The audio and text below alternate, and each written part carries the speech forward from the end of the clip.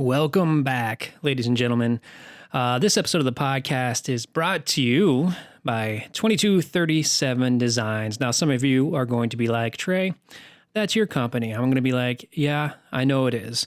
Ernie and I were talking, and we decided that's important to shine light on what he and I are both doing outside of the podcast, as well as open the door for other sponsors as well. So we both work hard at this, and we both want to make sure that we benefit from it. So 2237 Designs, if you have a business, a small business especially, you can know how frustrating it is to, one, either deal with the constant barrage of web terminology, what needs to be updated and which widgets need to work, and all of that fun stuff, and how the hell do I change that picture?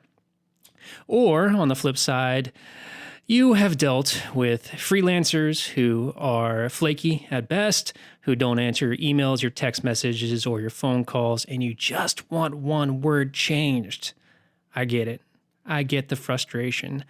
I've been there on both sides of the equation, and I have built a company to fix that. 2237 Designs, focuses on web design for the small business owner to make sure that you receive all of the love and the care and the tools you need to help grow and sustain your business online. I offer full-scale web development for websites built from the ground up, and I also offer hosting, maintenance, domain management, all of the above. It's all under one roof, so you don't have to worry about it. I'm open, I'm transparent, and I'm always just a text message away. If you're interested in learning more about 2237 Designs, visit 2237designs.com. Again, that's 2237designs.com. Shoot me an email. Let me know you heard about the company on the pod, and I will give you a special discount offer.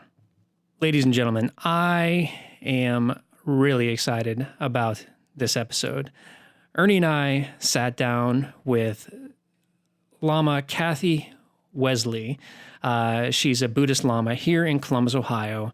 And I just, I was telling Ernie this. Every book I seem to pick up nowadays, it's like the last 3 books, they've all been focused on Buddhism. Some explicitly so, that's why I picked them up. Other ones like Aldous Huxley's Island and A Mind at Home with Itself by Byron Katie. I had no idea those had such strong Buddhist undertones, but they were phenomenal. And the more I learn about Buddhism, just the more natural a fit it seems to feel. And again, I'm not a religious person, and we actually delve into whether Buddhism is classified as a religion or not. It's just very fascinating for anybody who has a strong meditation practice or who wants to develop one. You're gonna like this. You're gonna like this episode. We really get into everything from enlightenment, what that means, how we can alleviate our own personal suffering, what a strong meditation practice can do for your anxiety, for your stress levels, and just how we can live better and happier lives. It's all very straightforward, but it all, as you hear her articulate the practices that she works to instill in others, it's just it's an aha moment. It just makes sense, and there's a lot of takeaways from this. I personally just texted Ernie like 10 minutes ago. I said, "Hey man, I'm editing the episode right now, but I can guarantee you I'm going to go back and listen to this a few times just because there's a lot to learn." And that's not credit to us. It's credit to Kathy, to Lama Kathy for being so insightful. So we thank her so much for taking the time to do this with us. We hope you get as much value from it as we did.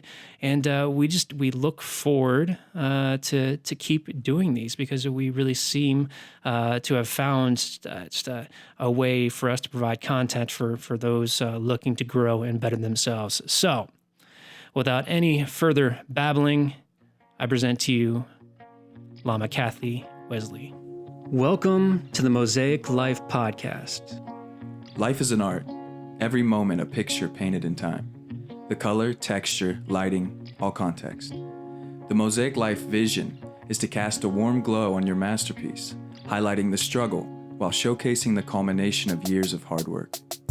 Join us for guided meditations, interviews with authors and leaders, and engaging conversation as we explore the depths of our consciousness.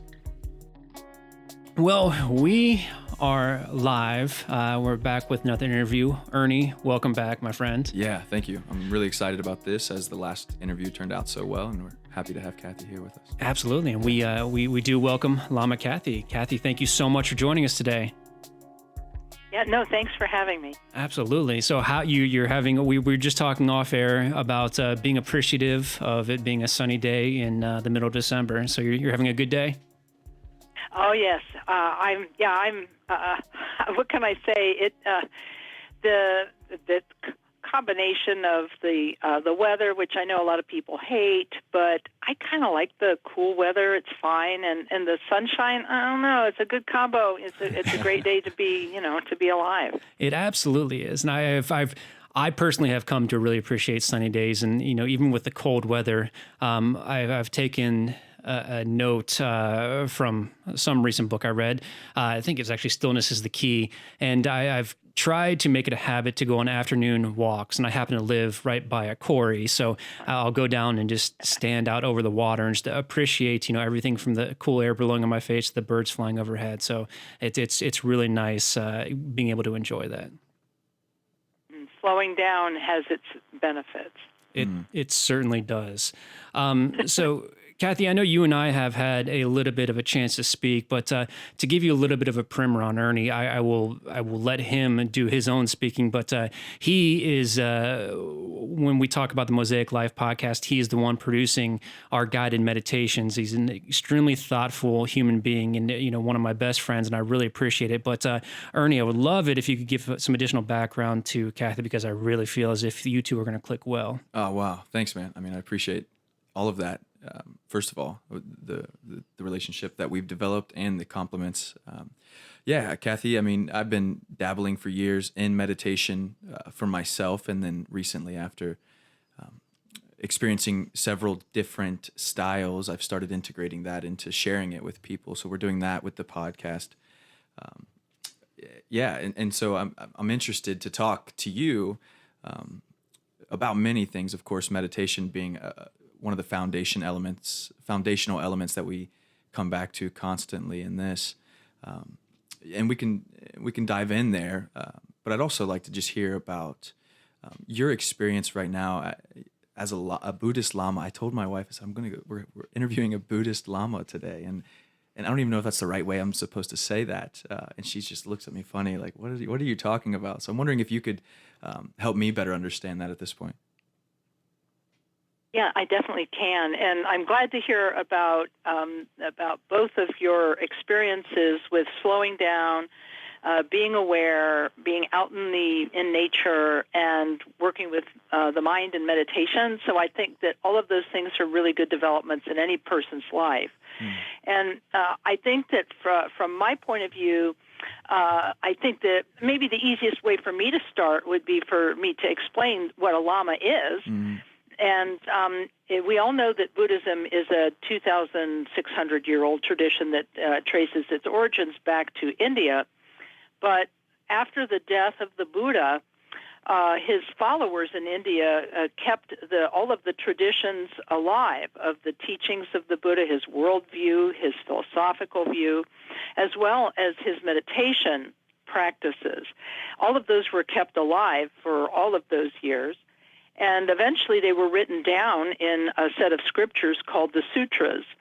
And then after that period, Buddhism actually spread to other countries in Asia.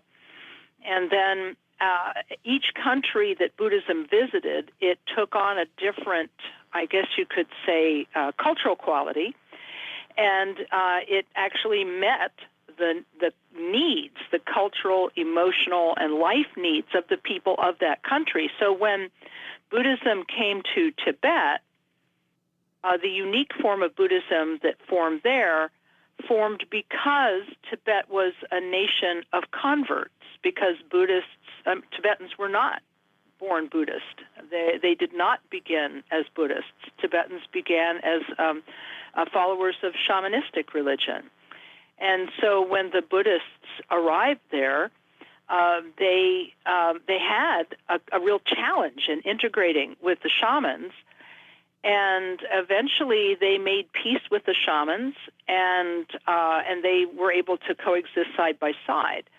And so one of the core pieces of being able to translate a religion from one culture, the Indian culture, to another, the Tibetan culture, was the institution of teachers. And so teachers were necessary to help translate, both culturally, spiritually, and in other ways, the Buddhism from the land of its birth, which was India, to this new land of converts in Tibet. And so teachers became really critically important, and over time, methods arose to train those teachers. And once the teachers became trained, they gave them a name, and this name was Lama. And the word La refers to, or the syllable La in the word Lama refers to the Tibetan phrase Lanamadapa, which means unsurpassed or excellent. And Ma has several different meanings, but the one I heard that really enchanted me was the fact that it's a universal word for mother. And so Lanamadapa and Ma, you put those two together, and it's the insurpassable parent for those who wish to study spiritual life. And so that's how we got the name Lama. Now, there are other explanations of the name that I have read, but this is the explanation that I heard from my own teacher, who himself was trained as a Lama and a teacher. So that's his name is Khenpo Karthar Rinpoche, and I learned everything I know about Tibetan Buddhism from him and from the teachers he recommended that I study with. So I figure that that's a good way to begin by saying that because we're not from a Buddhist culture, we need an insurpassable or an unsurpassed parent to help guide us so that we get it right and we connect in the way that's the healthiest for us. We do. So that's a little bit about what a Lama is. That's wonderful. Now, just this is something that you have devoted your life to. I mean, you've been studying. You've been studying with your teacher, your Lama, since 1977, correct? That's right. So that's what is it now? Is that 40-something years? 40, almost 43. Yeah. That's amazing. There you go. Yeah, absolutely. So one of my biggest questions for you, we talked a little bit about the history, how it was brought into Tibet, and now we are seeing, thankfully, and I think there's a lot of value in it, that finally becoming, I don't know if mainstream is the right word, but it's certainly made its way, meditation and mindfulness specifically, into the Western culture. Are you seeing direct corollaries between what was brought into Tibet versus the United States, or is that being changed? Are you seeing it evolving as a practice and as a philosophy, or is it fairly similar to how it was originally conceived? Based on my understanding of the Buddhist, the small number of Buddhist scriptures that I have read, I have, interestingly enough, when we're trained as lamas, we're mostly trained in reading and understanding the commentaries on the Buddhist scriptures rather than the raw scriptures themselves. But based on the small number of commentaries and scriptures I've read, the philosophy has not changed, not even a little bit, since the original teachings of the Buddha 2,000 plus years ago. But what I think may be developing or may be under development is that cultural interface. Because, as I mentioned, when Buddhism went to each country, it had to meet the cultural need of that society. So when it went to Japan, it took on a specific cultural and religious aesthetic, and the same thing happened in China and Korea. And so some countries took more monasticism, some took more of a priesthood approach.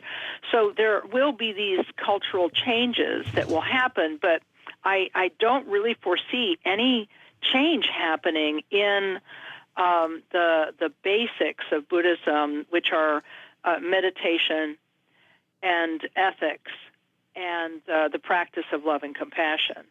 So I really, those three basic bits of Buddhism, I don't think are going to change. What I've seen, based on my understanding from the older Tibetan teachers, is that what has changed here is that meditation is being introduced in American Dharma centers sooner than it was introduced in Tibet. The actual practice of meditation is introduced much sooner here than it was in Tibet. And I asked my teacher about this, and he said part of the reason that was done as a conscious decision, because he said you were not raised with Buddhist philosophy, you were not raised with Buddhist cosmology, and so what basis would you have to have any confidence in the Buddhist teachings at all? You wouldn't really have any basis for confidence. He said, whereas every child grows up knowing the story of the life of the Buddha and the basic Buddhist teachings, and they have to learn those very, very well, and then after they've learned those teachings very, very well, then they practice meditation based on the teachings. He said, here we had to do it the other way around. And he said, what I have found, and this is what he told me, was that when I teach meditation to people, even if they don't know who the Buddha was, the experience that they have while meditating is very empowering for them and very clarifying for them, and it gives them confidence that they could study the philosophy of Buddhism. So as of right now, that's the first difference, and there's a second one, and that second one is that the practices of compassion meditation, or sometimes in Tibetan it's called lojong, or mind training, the training the mind in love and compassion. That's what lojong literally means, training the mind in love and compassion. Those teachings are especially emphasized in Western countries because we live very busy daily lives, and we need to know how to interface with each other with compassion. And so those are the two main things that I've seen different. Also, some of the chanting that is done in Tibetan Buddhism is switching over gradually to English from Tibetan, because the first Tibetan Buddhists started teaching in the United States in the 1960s after the Tibetan diaspora in 1959. And so if we look at it, there's really only maybe 50 years. It hasn't even quite been 50 years that Tibetans have been teaching in the United States. So we've got a long way to go to getting everything translated. But they're getting a start on it. And you probably said it very clearly. The one part I missed a little bit was the distinction of the loving compassion as it's being brought into the U.S., the distinction you made about the difference there. Oh, yeah, because in Tibet, the practices of loving kindness and compassion are taught as part of the upbringing of a child. But in terms of how they're taught, they're also taught in Tibetan monastic institutions and things like this, but they're really being emphasized in the United States and in other Western countries because of the speed of life. Because people want to know, well, don't teach me a lot of esoteric stuff about the Buddha and about enlightenment. I'm really interested in learning how to deal with my friends, neighbors, and coworkers and family, you know. And the teachings on compassion meditation and mind training in love and compassion are, I think, being emphasized in a different way here than they were there. That's the sense that I get of it. Yeah, wow, and it seems important too. I love those distinctions that you made so clearly. And one of the things that stuck out is the necessity of a cultural aesthetic. So as it moves into each culture, there has to be a reason for that culture to grab onto it, or at least that's my understanding of what you're saying. So I wonder about that, because when I think about it, I see pop culture bringing meditation and mindfulness to the forefront. MBSR, mindfulness-based stress reduction, so through the health field. I noticed those two things. I wonder if there are other elements that make up the cultural aesthetic for the U.S. in particular. In Tibetan Buddhism, you think? Yeah. Well, it's very interesting, the mindfulness-based stress reduction. If I remember correctly, and I could be wrong about this, so you have to check, but came through the Theravadan tradition, which is one of the South Asian traditions of Buddhism. And the Tibetan tradition is one of the North Asian branches of Buddhism. Gotcha. So although some of the things that are taught in mindfulness-based stress reduction are the same as in Tibetan Buddhism, some are different. So not all Buddhists will teach meditation the same way. And so that's very interesting. But I think your question revolved around what other aspects of Tibetan Buddhism we see in U.S. culture and how what the interface is like. And I think the main thing really is this emphasis on loving kindness and compassion, because if you look at the popular books that were popular maybe 1 or 2 decades ago in Tibetan Buddhism in the U.S., there were books with titles like Start Where You Are, Go to the Places That Scare You, and things like this. And these were the books of Pema Chodron, a great female teacher who's still with us. She's in her 80s now and still teaching. And mind training and Lojong, this loving kindness and compassion, is the main thing that she teaches. And those books enjoyed a great deal of popularity in previous decades because they're so practical. So I think that the way mindfulness-based stress reduction worked, it was also very practical. I think that you see that the people in the West do tend to be pragmatic.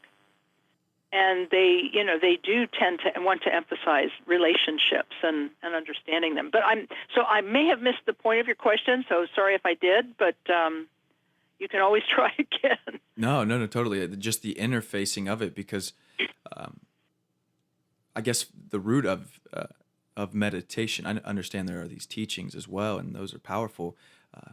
You also mentioned that people who just fall into the meditation before they even go towards the teachings, that they start to take on, or at least my understanding of what you're saying, they start to take on the qualities that the teachings would also express. And at the end of the day, it feels like just being still and breathing is fundamental to finding that level of peace and that distance from the connection to your thoughts, and it seems important. It seems important in the world, and specifically we're in the U.S. right now, and so it seems important to this culture, and so I was just curious as to, like you said, how they interface. Yeah. Well, something that interests me about what you just said was the idea about thinking. I was just having this conversation with a friend in the last couple of days, and I think that what has happened, and I think part of the reason that mindfulness and meditation resonate so much with people in the West, and also in Eastern cultures such as the fast-paced culture in Taiwan and Korea and other countries. So it really, we talk about the West, but everybody is who has this sort of a very fast-paced modern life, no matter what part of the world they live in. They crave this stillness and this peacefulness. And I think the reason for this is because we have placed in the West and in the East, we've placed this incredible emphasis on productivity and the intellect and figuring things out. And I was saying to a friend of mine the other day, I said, I was brought up as a journalist. That was my first career. I did that for 15 years, and I was actually paid to think. I was paid for my thoughts. And for writing them down on paper and figuring out how to explain complex intellectual ideas to people in simplified language. And so I was actually like paid to be distracted and to be completely consumed with thoughts. And so meditation for me was a way to get some relief from that continuous pressure to be continuously productive. And then once we start meditating, we at first feel like we're at war with our thoughts, because after all, we got paid to think. We get paid to be clever. We get paid to have our brain run on overdrive. And gearing back at first feels really unnatural, I think, for most people. But if they can persist and work through that discomfort, they'll find that they actually are more functional after they've practiced meditation for a while than they were without it. There's very little stillness in the journalism industry, isn't there? Very little what? Stillness. Probably not. Yeah. It's now. If you've ever been in a newsroom, even in the age of when they passed from the age of typewriters to the age of computer keyboard, they're still noisy places. Oh yeah, absolutely. That actually makes me think of a book I read. Have you ever read 10% Happier by Dan Harris? I have not. I've read a lot of his articles, but I have not read the book. But I'm aware of it. It's a very good book chronicling the story that you just told. Him going from operating 24 hours a day on in these stressful environments in Iraq and Afghanistan and other extremely tenuous areas to finding meditation, to going on a 10-day silent meditation retreat. It was very eye-opening for me as somebody who aims to be a regularly practicing meditator. So it's even the most busy-minded people, if you want to call them that, have the capacity to become still and become mindful. Oh yeah, absolutely. The techniques may vary because our individual I don't want to call it psychic makeup, but I mean, sometimes I call it our karmic makeup because the Buddha believed that all of us have had previous lives and that we have tendencies and habitual tendencies from previous lifetimes. So whether we want to call it genetic makeup or karmic makeup or psychic makeup, we all have a set of habitual tendencies. And so some people may do better with a kinesthetic meditation like Tai Chi. Other people may do better with a sitting meditation. Some people may do better with a chant meditation, and some people might do better with visualization, and still others with just the commonly taught breath awareness meditation. So there's lots of different techniques that would work with the different types of makeup that people would have. Absolutely. And I do want to go back. You had said the magic E word a few minutes ago, and that's one area that I really want to delve into, which is enlightenment. What the first question I want to ask you on the basis of that is how it's defined in the sense of a practicing Buddhist. I, for the longest time, didn't really understand what it meant to me. And I'm not sure if I still do. What I can say is that, one, after reading The Joy of Living by Yonggi Mingyur Rinpoche, which I'm sure I'm butchering, but it was a recommendation from you, which was a wonderful book.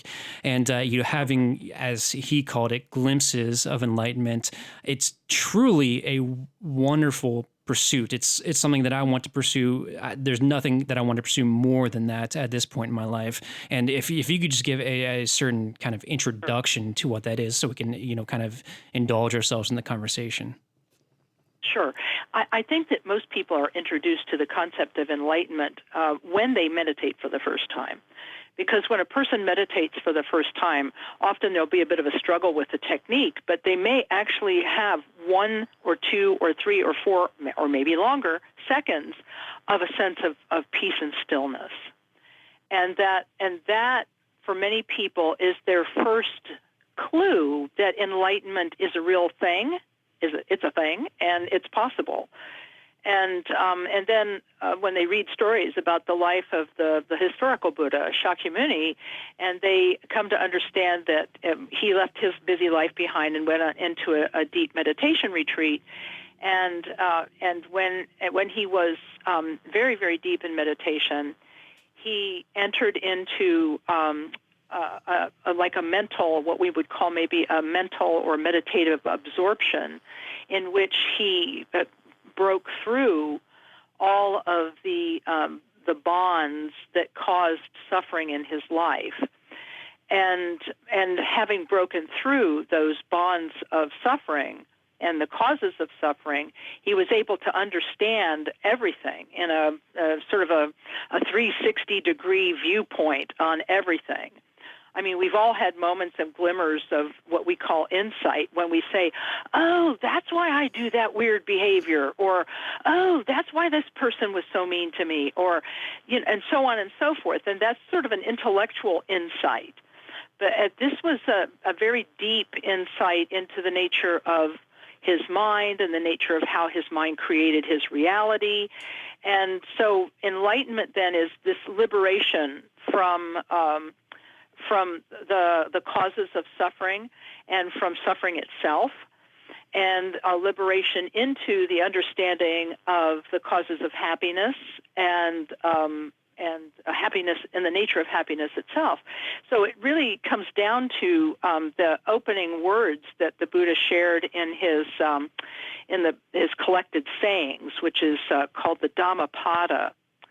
That's spelled variously, but it's D as in David, H-A-M-M-A-P-A-D-A, Dhammapada. It basically means the Dharma path. And he said, we are what we think. That's a very powerful first statement. We are what we think. All that we are arises with our thoughts, and with our thoughts we make the world. So for me, enlightenment is recognizing the truth of that at a felt experiential level that I don't have to intellectualize about. It's knowing that my thinking and how my thinking proceeds creates my experience of the world, and therefore I can actually eventually have, at first, an intellectual and inferential grasp of that, but then eventually I could come to a complete freedom with that, a complete knowledge of that that's what we call like wall-to-wall or 360 everywhere. So you could say that enlightenment is the freedom from the illusion of separateness. That's what some people call it. And we could talk about that. But it's also the real liberation of enlightenment is the freedom of knowing the causes of suffering and the causes of happiness, and choosing the causes of happiness over the causes of suffering. Yeah, that all makes complete sense in terms of we are our thoughts, and I didn't realize that was the first sentence. It's powerful, and over time, through meditation, through journaling, through coaching, being coached, I've found myself understanding that, and even in the moment, noticing that, seeing my thoughts, and knowing that is not me, that is not truth. However, there's still a physical reaction sometimes. There's still this this body, tensing to some of these thoughts, even though I'm standing here and I'm like, no, what I'm thinking is clearly not the truth, but my body believes it. And I wonder if there are elements of what you do and what you teach, perhaps, that address that. Yeah. In fact, if we look at the basics of Buddhist belief, their cosmological belief, or we can't call it theological belief because the Buddha denied being divine. He denied, everybody wanted to pin, once he became an enlightened being and was so extraordinarily wise and able to help so many people were trying to project divinity on him, and he said, no, I'm not divine, I'm just another person just like you, but I practiced meditation and I attained this liberation. So I'm actually no different from you. Now, but when he gave his... Just real quick, a point of clarification on that. Buddhism is not, in essence, considered a religion because it's non-theistic. Is that correct, or am I off base in saying that? Well, I get this question a lot, and what I will say is I have my own personal opinion. Okay. So yes, you're right. For some people, Buddhism would not be considered a religion because the Buddha denied being divine, and yet the Buddha is venerated. And so I had a Catholic friend explain this to me, because in Catholicism, God is the divinity, Christ is the divinity, the Holy Spirit is divinity, but there are saints, which are holy people who live lives in the imitation of the life of Christ, or as an example of doing, pardon me, the work or the will, what they perceive to be the will of God. And so these are holy people. But what are the saints? Do we worship the saints in Catholicism? And my friend said, well, no, you don't worship the saints. You venerate the saints.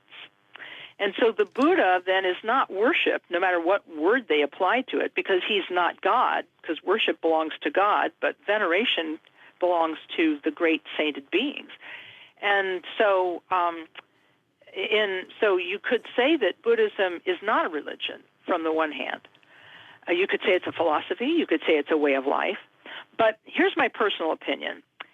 There's this old funny saying, if it walks like a duck and it quacks like a duck, it's probably a duck. Right.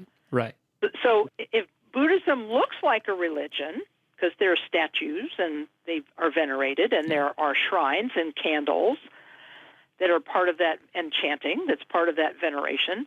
So if it looks like a religion and it smells with all the incense like a religion, and it's probably a religion. But you have to remember that the Buddha is considered differently in Buddhism than any of the figures of the divine would be considered in the religions that have a theistic basis. That makes perfect sense. So it's like the Buddha has a different role to play. It's not like, one of my teachers said it this way. One of my teachers, of course, they were born in Tibet and had no background in the Judeo-Christian tradition at all. And he said, so I may be misunderstanding this, he said. So he said, my understanding is that in the Judeo-Christian tradition, God is all-powerful. There is nothing more powerful than God. And God created the world and all the beings in it, and that no one can ever become like God. But he said, on the other hand, he said, Buddhism is based on a person who was once just like us and wants nothing more than for us to become like them. So I think that anybody can, theoretically, anyone who has a mind can theoretically become a Buddha, because Buddha, the enlightenment, is a liberation, a complete liberation of the mind. I love that. It takes a second for it to sink in, but as you realize that, and as you realize the difference between philosophies, it's very empowering to know that our minds have control of our output, our ability to become enlightened, to become like the Buddha. That's a very powerful sentiment. Now, to go back to actually answering your question, because that was all prologue, because you were asking about working with the felt sense of stress that can accumulate in the body. And I think that somebody asked my teacher, Khenpo Karthar Rinpoche, once, well, Rinpoche, what's stress? And he said, well, my feeling is that stress comes from not being able to rest your mind comfortably in itself, which I think is really interesting, because he's giving it an experiential quality. Whereas he says that, so because we can't rest our minds in their own nature, which is said to be limitless and clear and, compassionate and wise, since we can't rest our minds in its own nature comfortably, he said that what we end up doing instead is we end up using our physical and mental and emotional willpower to get things done. And he said, and because all of that is imperfect, it's going to get tired. He says, so your body will get tired, your mind will get tired, your thinking will get tired, and you'll be stressed by that. But if you can find a way to work with your mind in meditation and liberate your mind through meditation, then you wouldn't have stress.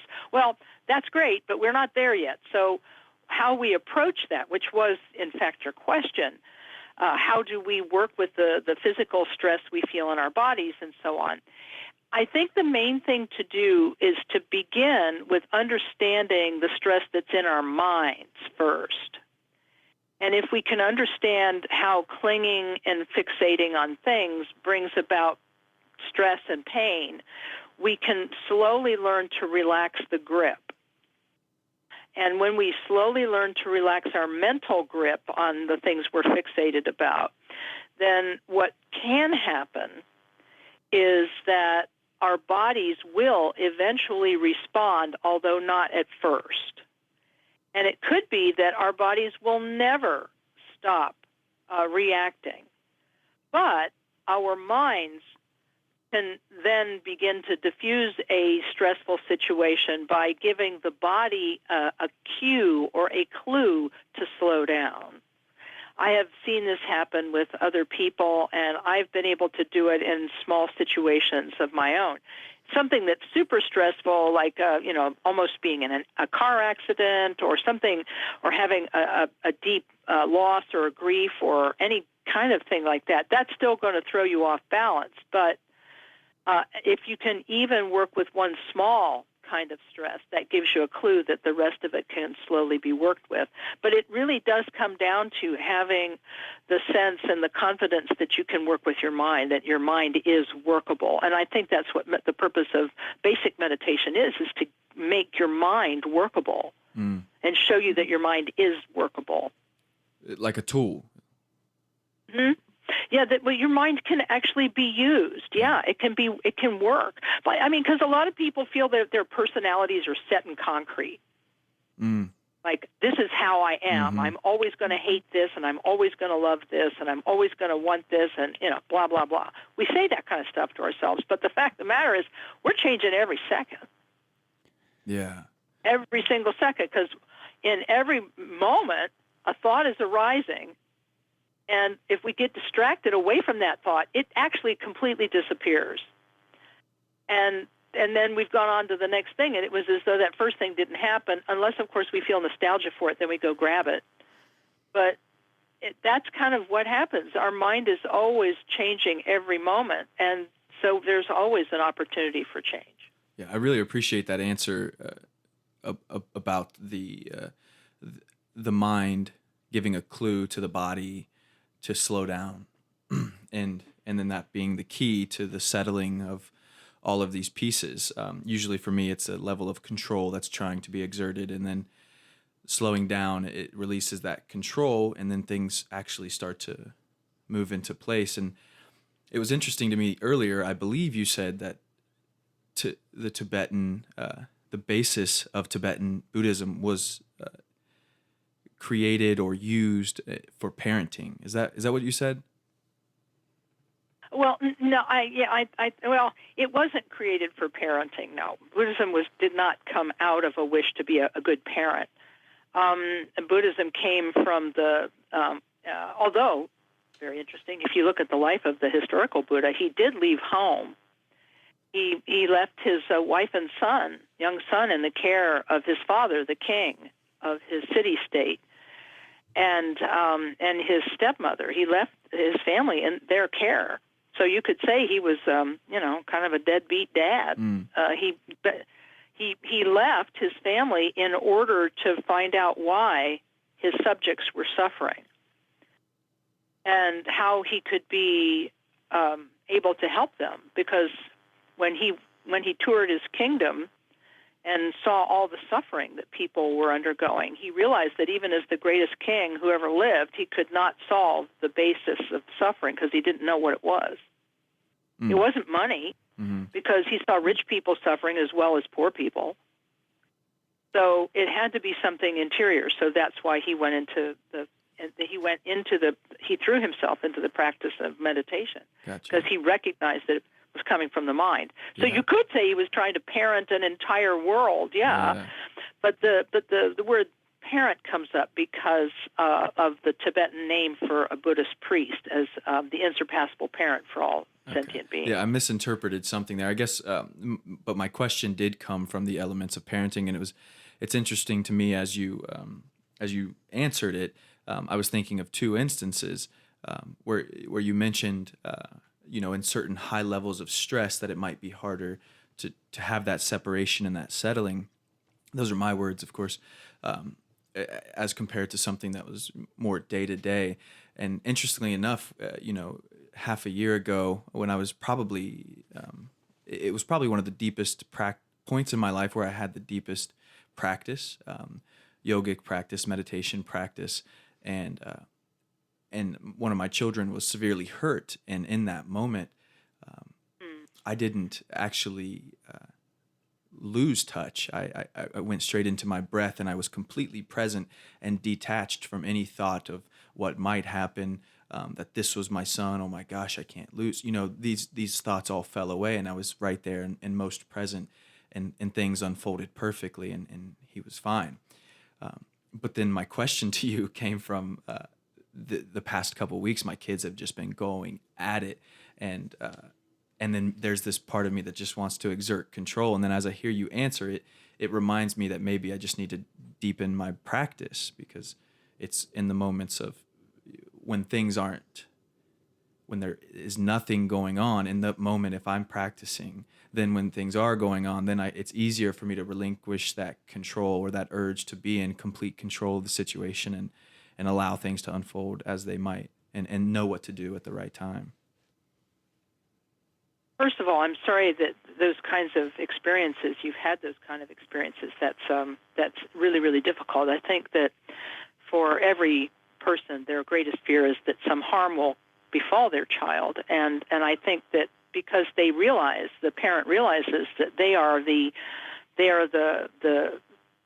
guardians and protectors of their children, and nobody else is going to step in to do it. They have to do it, and so of course this is an investment of time, energy, love, and everything that we put into children, and so that's just the most terrible thing that could happen. And so I feel for the situation you found yourself in. Yeah, thank you. Number I appreciate one. That. Yeah. And number two, I don't think that Buddhism or any philosophy is asking for a parent to not care for their child and not feel responsible. I think what we're trying to do is find the best way to stand and to withstand the pressures of parenting, and to withstand the emotional tides, if you want to use an ocean metaphor, the sort of emotional tides that wash over us with children. And I think that being able to stand while the ocean is pounding you is a metaphor that really a lot of parents will understand, because it's not that we are being asked by Buddhism or anybody else to love our children less.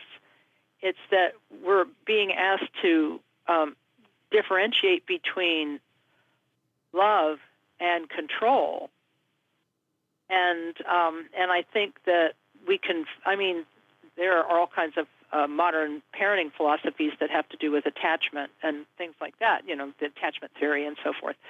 But I think that once we recognize that we have this responsibility, nobody's going to give that up. Not for Buddhism, not for anything. But what meditation and mindfulness might do is it might help us to relinquish more of our preconceived notions and be able to be more present and open and loving with our children. Yeah, that's because great. we're spending less time judging them. Yeah, totally, and that's where my thought was coming from, for sure. Yeah, and more time understanding them. Yeah.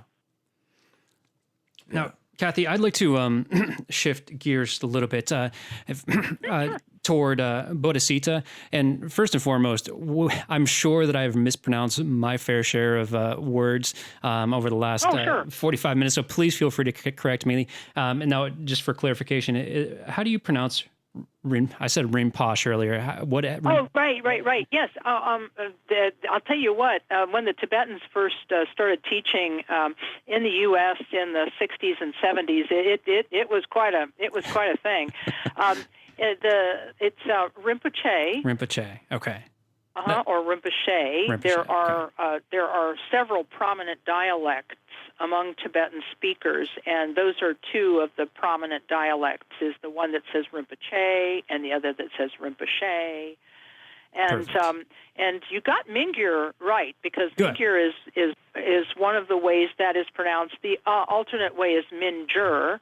So like I say, those are two of the principal. I think there are 4 or 5 principal dialects among Tibetan speakers. Okay. So that's common, and then words that the Tibetans use that are actually from Sanskrit. It also messes with everybody's pronunciation. So bodhicitta is the Sanskrit I know it's hard. Is the Sanskrit pronunciation of the mind of awakening, because bodhi, B-O-D-H-I, bodhi means awakening, like Gotcha. Buddhahood. Okay. And citta, C-I-T-T-A, there's no H in there, but it's pronounced bodhicitta. Citta means like mind. Okay. Or like holding the mind of. So holding the mind of awakening. And the mind of awakening is the mind that wants to wake up from the sleep of ignorance. And ignorance of what? It's ignorance of our unity, basically. We're all. The Dalai Lama speaks about this a lot. He says, no one human being could survive alone. We all need the society of human beings to survive. And he basically is saying that when we realize that we are not separate from others, then that's awakening. Yes. You know, so that we're awakening from the sleep of this idea of separateness, that we're unlike and not like each other, but we actually are alike, and we are all alike. Even the people we don't like or we don't think are good people, we actually are still human, and we still have human potential for love, compassion, wisdom, awakening. We all have that. And so bodhicitta is the practice that reminds us of this. And there are two types of bodhicitta practice. The first is the relative bodhicitta, which is practicing love and compassion.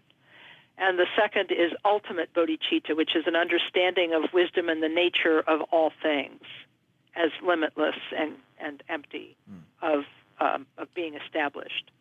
And that's a hard concept to understand, the idea of emptiness, because most people associate emptiness with the number zero and nihilism, when really what it means is that things are not established in the way we think they are. So, like that table over there may look like it's made of, it's solid, but it's actually made of atoms and molecules, the majority of which are space.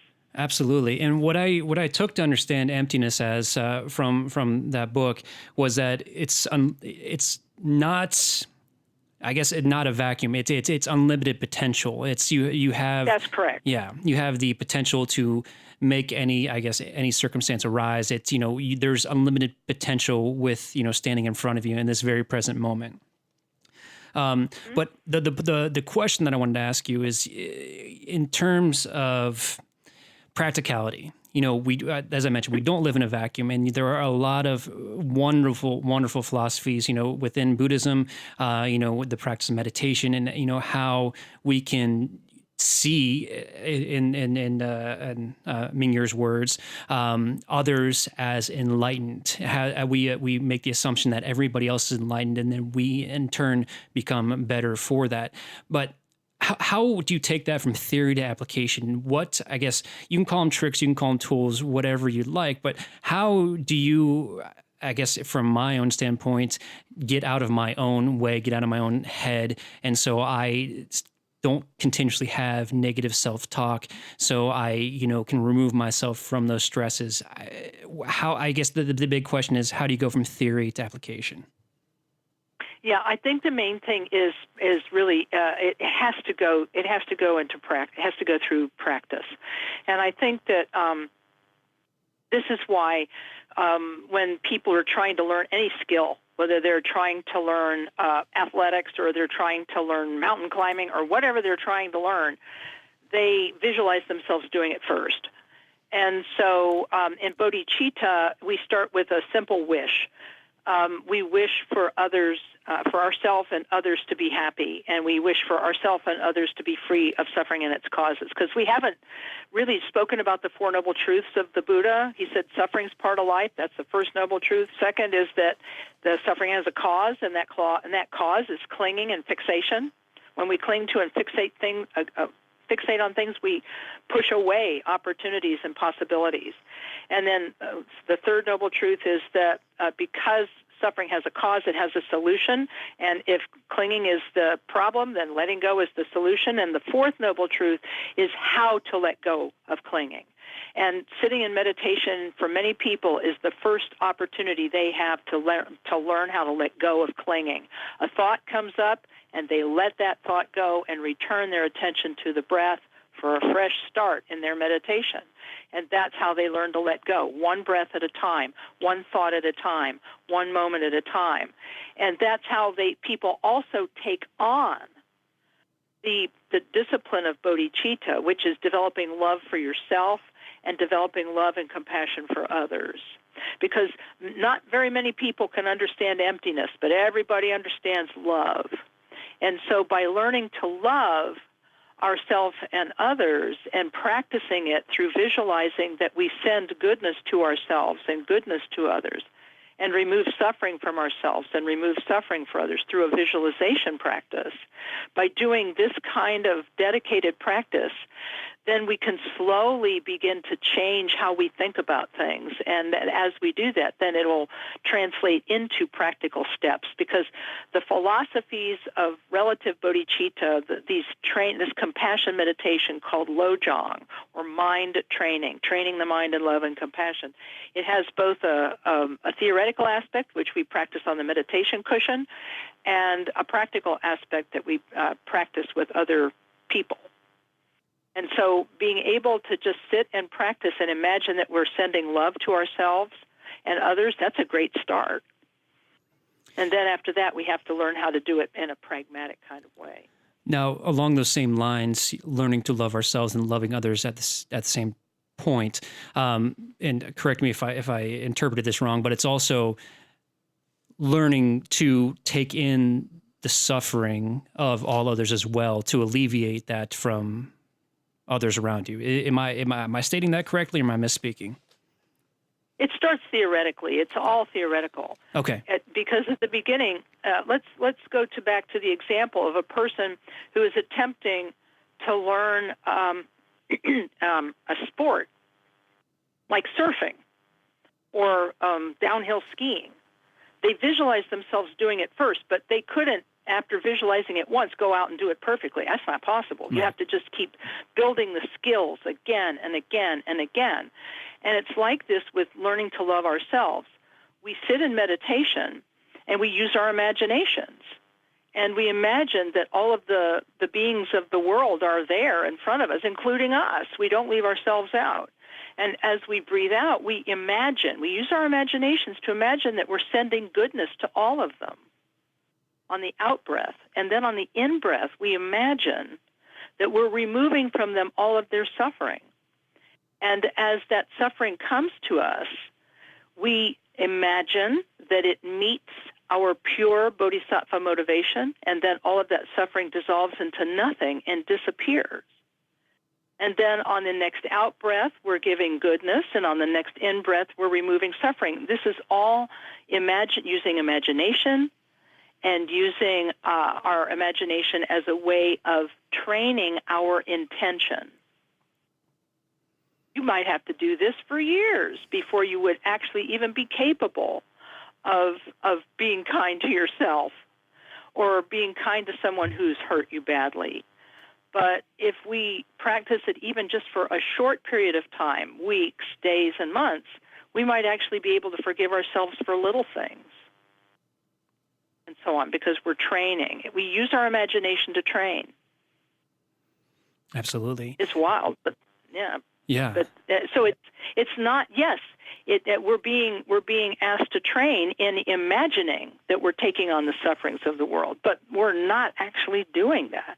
Some people might think that's being disingenuous, but I kind of beg to differ, because we have to come up with a technique that is safe and effective.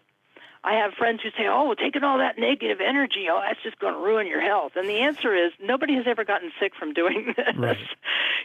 So, but people's fear of doing it will probably make them sick. So it might be better to just send out goodness to people until you can use your imagination to dissolve all that suffering the minute it touches you.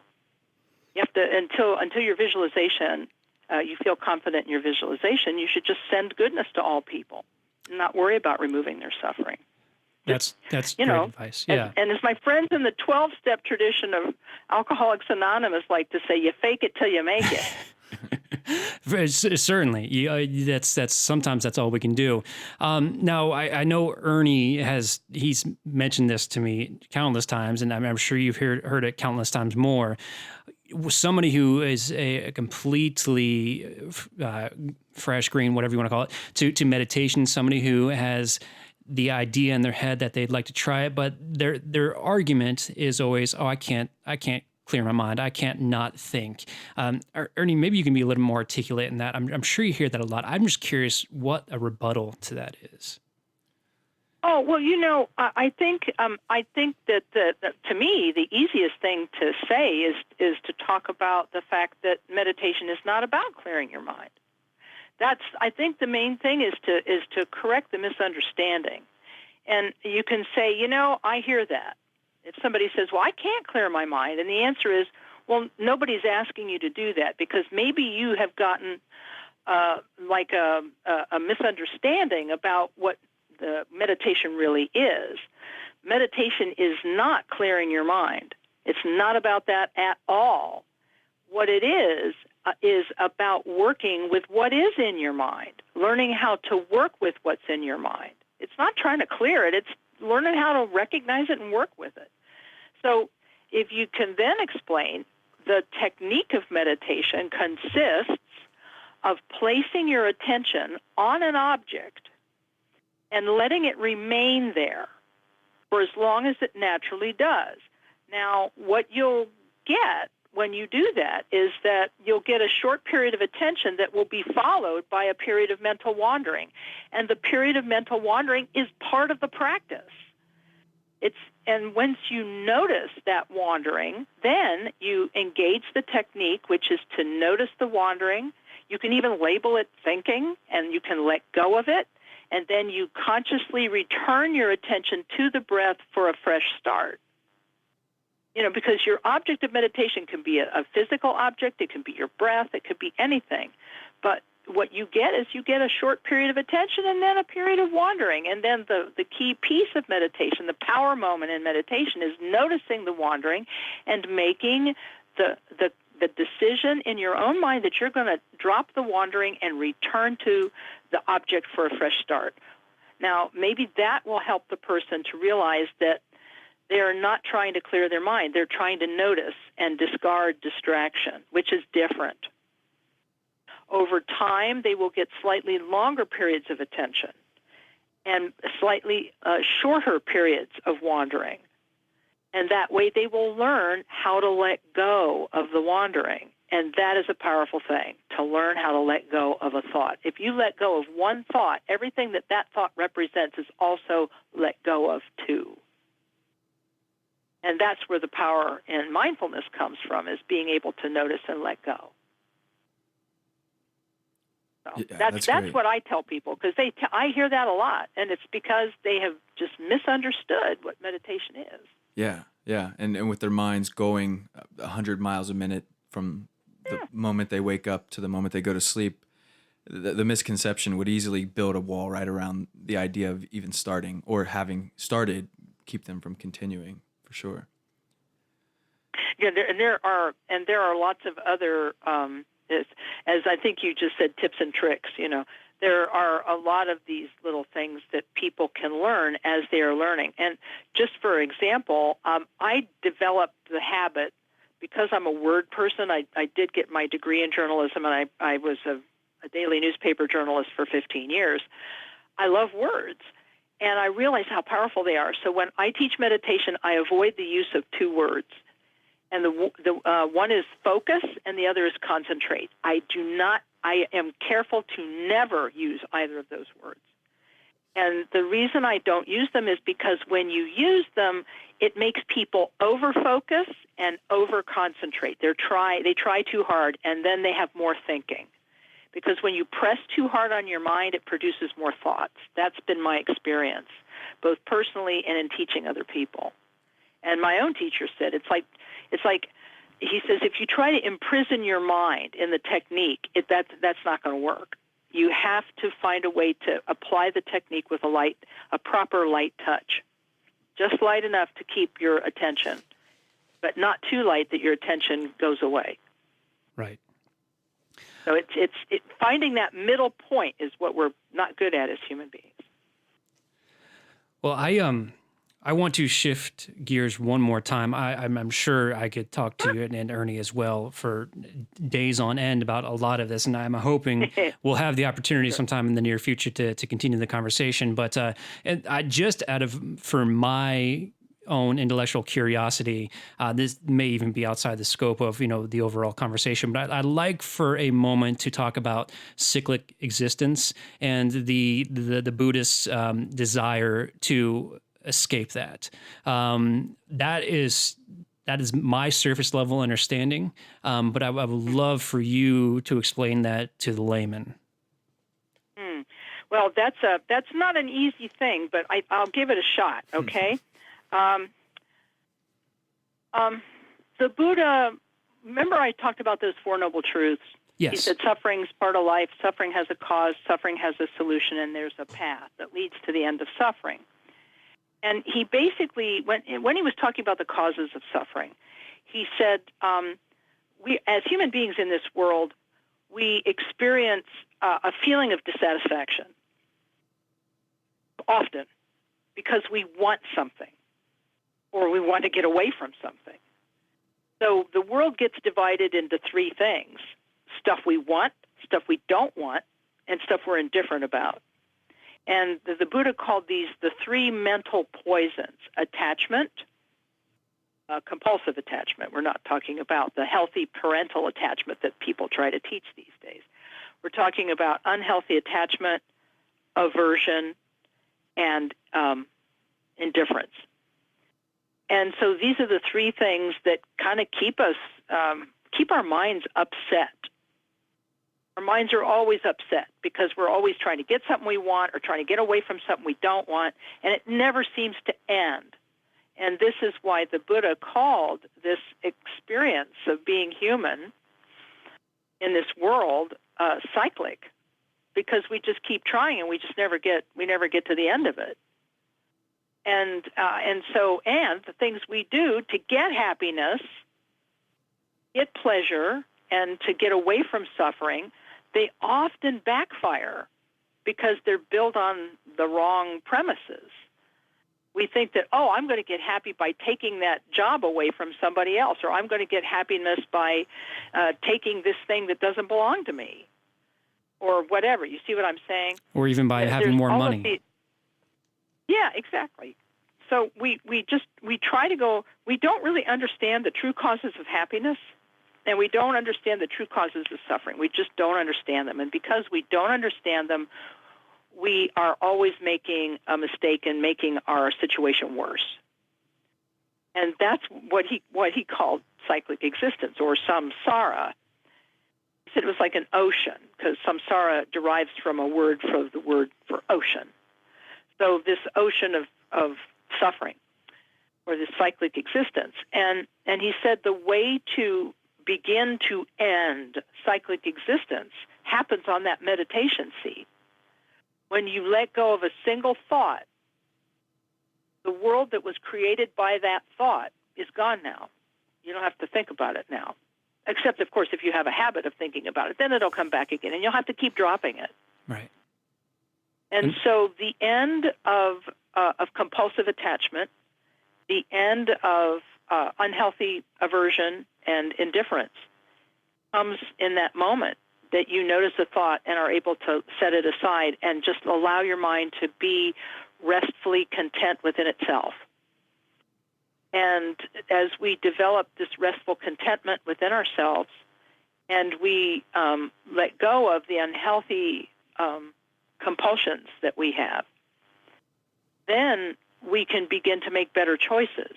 We can begin to choose healthier people to be with and healthier situations to put ourselves in, and to let go of the causes of suffering, those selfish thoughts, words, and actions that cause so much pain for ourselves and others. When we say to our friends, my way or the highway, and we're in that way we mistreat our friends, We mistreat ourselves by overly judging ourselves. So the end of cyclic existence begins with being able to let go of a single thought. And hopefully it will develop with the taking on of love and compassion for ourselves. So on the one hand, we're letting go of negative habits, and on the other hand, we're taking hold of positive habits. And then eventually, what my teacher said, he said, the path to enlightenment is not a path from A to B. He says it's staying at point A and exchanging whatever is negative for something that's positive. He says we start out with a lot of bad habits, and then we replace the bad habits with good habits, and then through the practices of awakening, we go beyond habit. That's so powerful.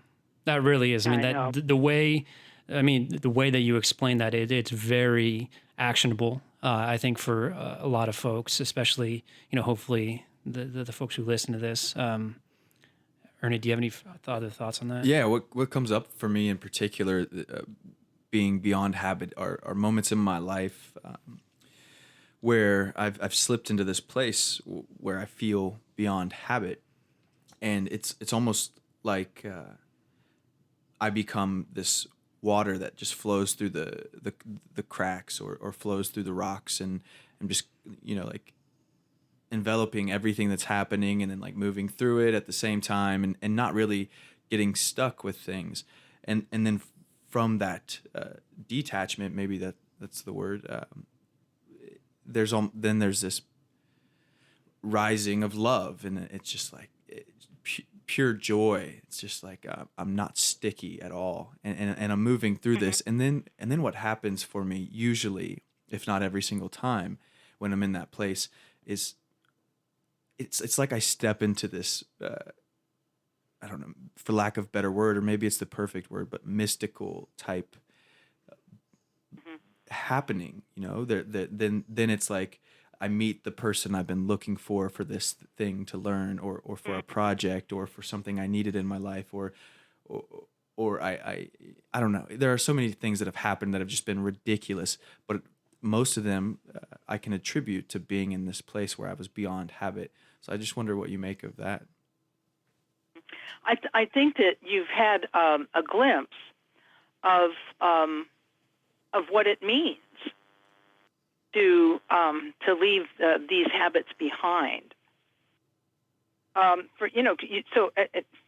I'm getting at is that through your own experience, you've shown yourself that relaxing fixation produces an inner contentment that is powerful, and I think that shows that change can happen in that moment, because every habit we've ever had was formed one thought at a time. And so theoretically, any habit can be changed. We may not think it can be changed, but it can be. And I think that that this gives this kind of insight can give you confidence to keep going, because I think that's really what this is. Because we get tired, we think, well, I'm not getting instant results, and so is this mindfulness working for me? And the answer is, yeah, it is, but you might need more guidance in how to do the mindfulness in the way that will give you the best results. You know what I'm saying? It's like, this is why, to bring us full circle around to the first question, is why are there teachers, and why do we have teachers? It's because they've done a lot of this practice, and that they've actually been some of those places, the one that you've talked about having that moment of no preference. And so that gives us a sense of what freedom is possible. I don't know if that answered your question, though. Yeah, I mean, it definitely does. I guess I was also touching on this, the interaction of the universe and the world in response to us being in that way. Living without a particular direction, but flowing with it. I can't say that. I can't say that the world responds. The world is not a sentient being and therefore doesn't respond. But our experience of the world has changed. Yes. Yeah, It's and not that that makes the sense world too. it's not that the world changes so much as that our experience of it changes, and we find happiness and contentment in more situations than we otherwise would. And we actually then, when we relax our judgment, can see that sometimes even bad things have a good outcome, a good potential outcome. I don't, it's because I worry a bit about people who practice a type of philosophy where they think that if they do everything just right, the world will reward them with wealth or with getting everything they want. And I worry about that, because people who then practice these philosophies, thinking, well, if I just hold my mind the right way, or if I just hold the right attitude, everything will come to me automatically. Right. And then I'll get wealthy automatically, and I'll have better friends automatically. Yeah. I worry about this stuff, because then people will blame themselves when it doesn't happen. Yeah. They'll blame themselves. And I think it may even create a sense of entitlement, is, they've done all the right things, so they deserve, what they've strived for. Well said. Yeah, well said, because both of those are confused points of view. Yeah. They're both confused, thinking that they actually can have that kind of power. I mean, it is said, now I will say this, it is said that the Buddha could do things, perform miracles, and that the great enlightened beings of the past could perform miracles and do really unusual things. But that was not the purpose of their gaining enlightenment, was to make things appear or all of this.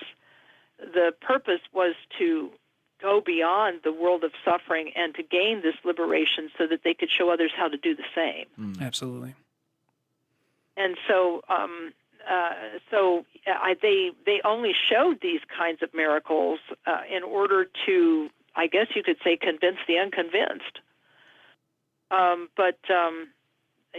think I do worry about people. I don't want them to get the idea that, that there's something wrong with them, and that's why they're not getting wealthy when they do all the right things. If they put all of the wealth things in place in their home, or they put those things in place in their lives or their minds, that automatically something will happen.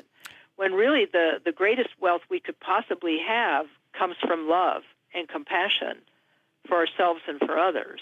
Absolutely. It comes from within. It's not about things. Yeah. Yeah. Well, wonderful.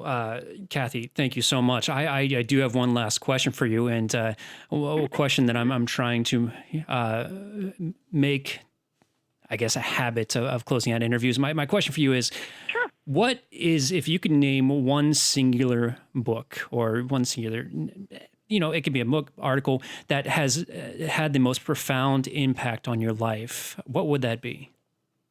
It's really, really hard to pinpoint one thing, because I've been a different person at every phase of my life.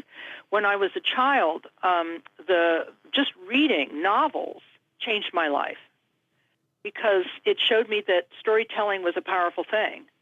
So you could name any of the novels I read when I was a child, Absolutely. The Hobbit. I mean, and those books showed me that there was a powerful potential in human imagination. And then when I became an adult, the philosophical books of Buddhism really spoke to me. And there are so many, I couldn't name a single one, except possibly for the Dhammapada, which I mentioned earlier. And that book did a lot for me. It showed me that I made the right choice in Buddhism, because it spoke directly to me. And so I would say that I cannot pick a single book and say there's only one book, because I'm a different person. Every year of my life, I could pick a book that made the big difference for me. Absolutely. I mean, every moment that you live through, there could be a different book that can influence you and in your words, to change your experience of the universe. So I get that. And I appreciate that. Yeah, absolutely. And I am my hobby is theater. I am not an actor, but I appreciate acting, and I'm not a singer, but I appreciate singing. And I appreciate live theater because it allows people to share something in a room together and leave with a different experience of the world. And so I think that the art form of theater is a powerful thing, and I can't pick one theater piece that changed my life forever. I can't, because when I was a kid, it was the musicals I saw at Veterans Memorial Auditorium in Columbus.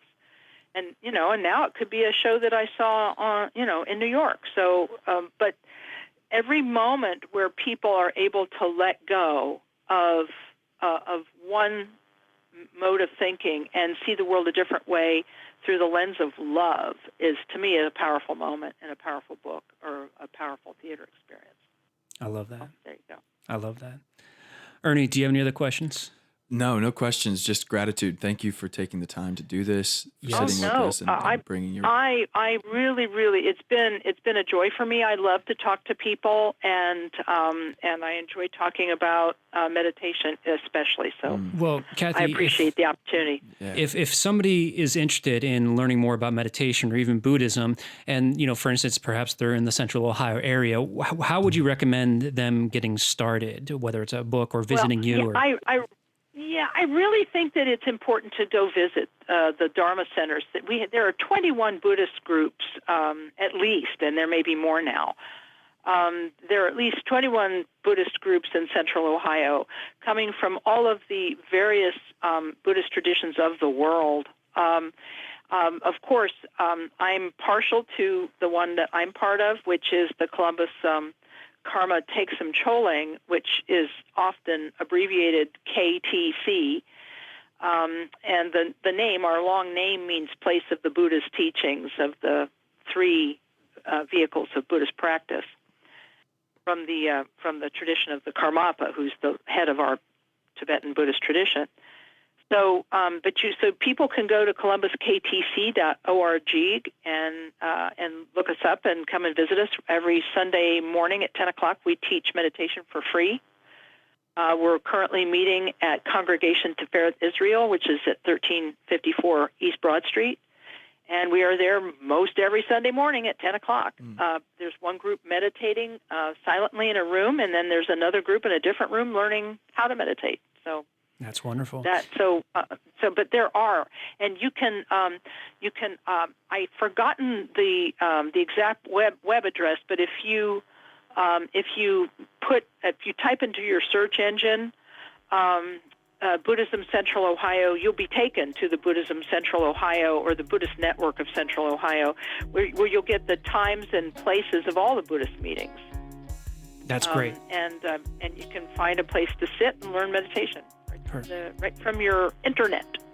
I love it. Well, Kathy, again, thank you so much. This has been a wonderful conversation. I truly appreciate it. I appreciate you doing this with us, helping us grow as I'm sure you can appreciate as interviewers, and then of course as meditators and mindfulness practitioners as well. So thank you.